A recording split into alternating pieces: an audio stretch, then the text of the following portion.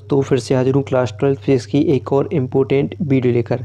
आज की वीडियो में हम अवतार क्वेश्चन बैंक से अध्याय 2 विद्युत फ्लक्स तथा गॉस प्रमेय के सभी महत्वपूर्ण न्यूमेरिकल्स लगाने वाले हैं जितने भी इस चैप्टर में होंगे।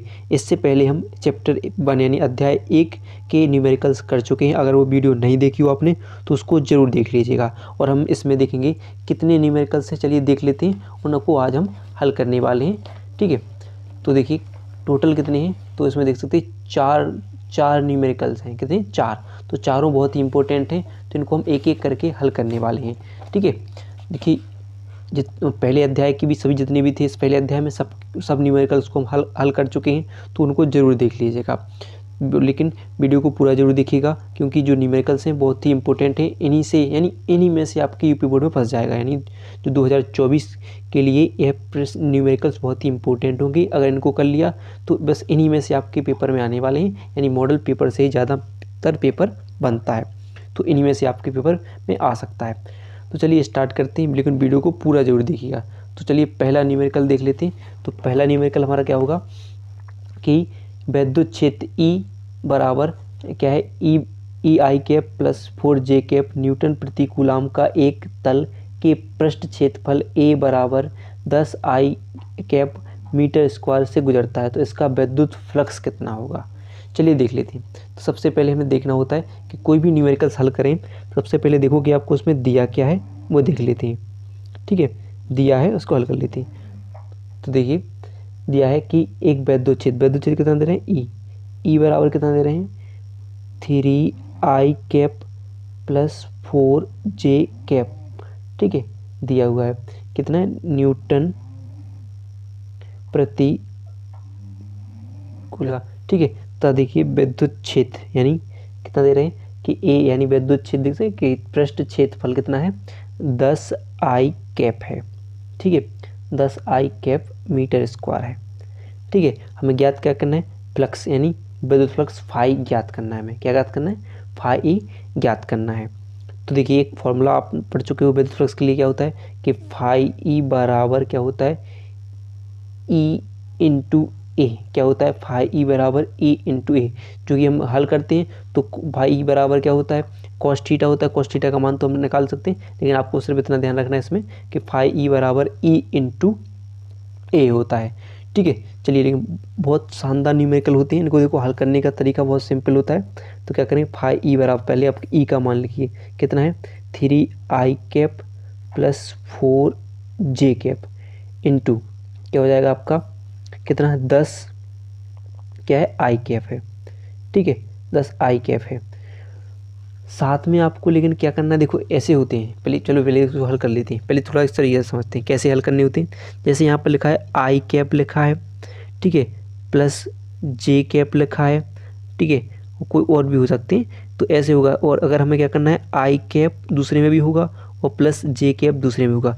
तो हमेशा क्या होता है कि आई का गुणा होगा और जे का गुणा होगा, इसमें ऐसा करना होता है। तो इसमें देखिए अगर इसमें क्या है, यहाँ पर देखिए इसमें जे दिया है लेकिन इसमें जे नहीं है। तो अगर मान लें कि 0j है, जे कैप है, क्या है इसमें 0j कैप है, मान लेते हैं कोई है नहीं, तुमने क्या मान लिया 0 है।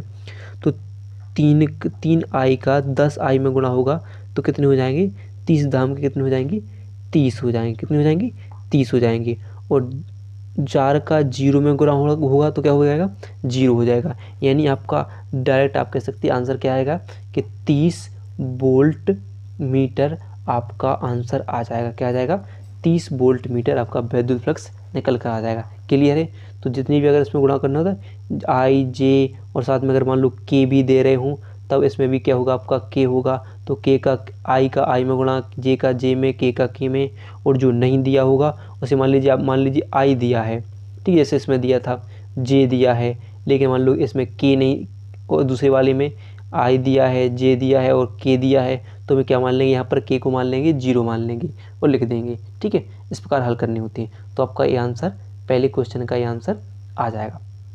चलिए तो सेकंड देख लेते हैं। सेकंड क्या है, तो ठीक है सेकंड क्या है, तो सेकंड देखिए, सेकंड आपका क्वेश्चन होगा कि विद्युत फ्लक्स की परिभाषा दीजिए तथा विद्युत फ्लक्स का मात्रक लिखिए, ठीक है। एक समान वैद्युत क्षेत्र ई बराबर क्या है 2i cap plus 3j cap minus 4k cap volt प्रति मीटर में एक पृष्ठ के क्षेत्रफल ए बराबर minus 4k cap metre square से गुजरने वाले वैद्युत फ्लक्स की गणना कीजिए।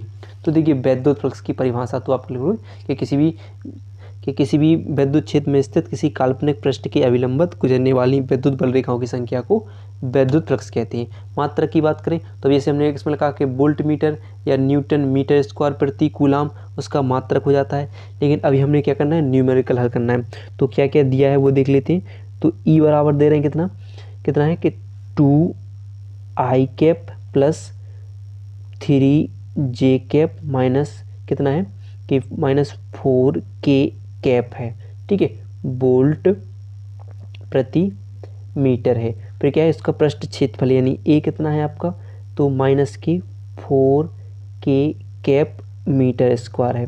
ठीक है, और फिर ज्ञात क्या करना है फाई यानी विद्युत फ्लक्स ज्ञात करना है। तो पढ़ चुके भी हाल फॉर्मूला कि क्या होगा, सीधा फॉर्मूला कि फाई बराबर क्या हो जाएगा आपका ई इंटू ए। तो ई का मान कितना है 2i cap plus 3j cap plus minus 4i cap गुणा किस में होगा आपका क्या होगा 4k कैप। तो देखिए दूसरे वाले में क्या करें कि देखो i नहीं दिया है तो हम मान लें 0 है। ठीक है, j भी नहीं दिया है तो क्या मान लें हम 0 है, और माइनस क्या है माइनस 4k है। ठीक है, माइनस 4k है हो जाएगा। तो आपको याद करना है, हमने क्या बताया कि i का i में गुणा j का j में गुणा, तो क्या होगा 2i का 0 में i में गुणा होगा तो क्या हो जाएगा 0 हो जाएगा। ठीक है, 3j का 0 में गुणा होगा तो j भी क्या हो जाएगा 0 हो जाएगा, प्लस माइनस क्या हो जाएंगे प्लस की, और 4 का j में गुणा होगा 4 चौक को 16 हो जाएंगे। यानी आपका वैद्युत फ्लक्स कितना निकल आ जाएगा 16 आ जाएगा, यानी 16 वोल्ट मीटर आपका आंसर आ जाएगा। ठीक है, क्लियर है, 16 वोल्ट मीटर आपका आंसर आ जाएगा। चलिए अगला देख लेते हैं। चलिए तो तीसरा क्या है वो देख लेते हैं। तो क्या है, एक अनंत लंबाई के एक समान आवेश से सीधे तार का रैखिक आवेश घनत्व 10.0 × 10⁻⁸ कूलाम प्रति मीटर है।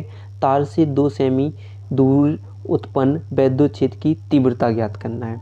ठीक है, तो क्लियर, सबसे पहले देखते हैं दिया क्या है। तो क्या लिखा है, एक अनंत लंबाई के सीधे आवेश से तार का रैखिक आवेश घनत्व, यानी रैखिक आवेश घनत्व यानी किसे बोलते हैं हम लैम्डा। यानी दिया क्या है तो देख सकते हैं कि दिया है, तो दिया क्या है रैखिक आवेश घनत्व, यानी क्या दिया है लैम्डा दिया है। तो कितना दिया है, कितना 10.0 × 10⁻⁸। ठीक है, 10⁻⁸ दिया हुआ है।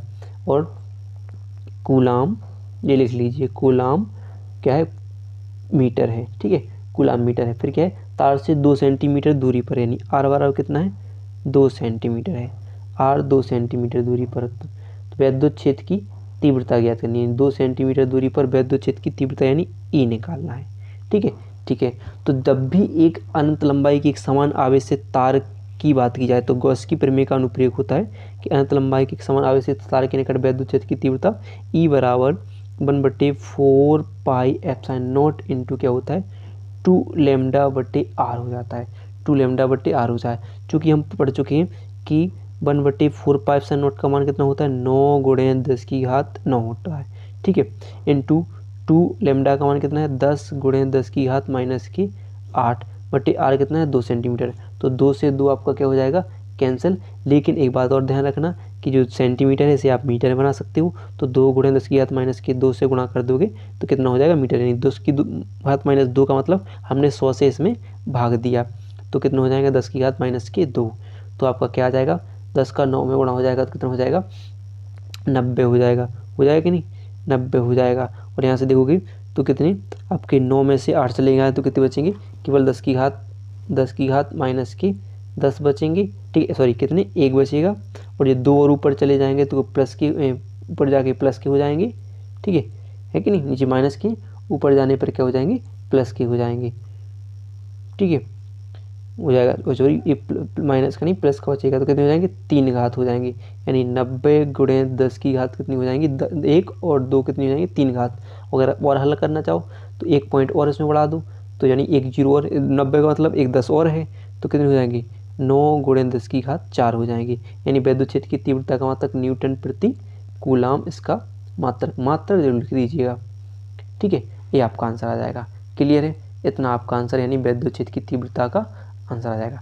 चलिए तो नेक्स्ट देखते हैं।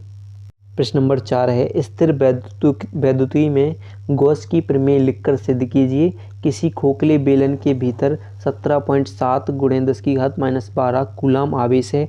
इसके पृष्ठ में निबक पृष्ठ से संबद्ध विद्युत flux 1.5 newton meter square coulomb inverse है। तो इसके किसी एक समतल पृष्ठ से संबद्ध विद्युत फ्लक्स का क्या मान होगा।